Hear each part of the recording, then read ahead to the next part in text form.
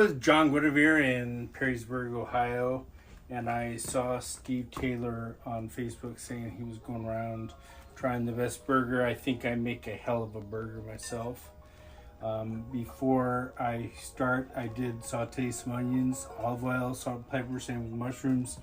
I do them separate because my daughter doesn't like onions.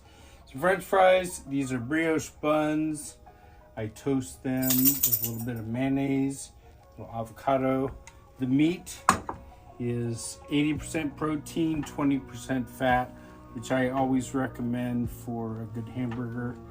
A little bit of cheese. There's a little bit of barbecue sauce in there and some salt and pepper. But really, you can season it with anything you like. But I always say season the heck out of your hamburgers. They're just going to be tastier. Now, also emulsifying the meat, which is combining the fat and the protein, is really important for a good hamburger. It gives it that nice texture when we bite into it. So I know some people like to do these burgers when it's not formed into a burger. And what I like to do is actually a pretty thin burger. It'll cook faster, and even if you do it at a high heat, the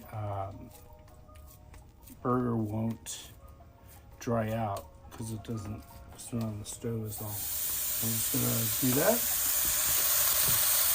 at the medium heat. Okay, guys. So it's been on there for about 4 minutes. I like my hamburger on the rare side. Some sauteed onions on it. And some sauteed mushrooms.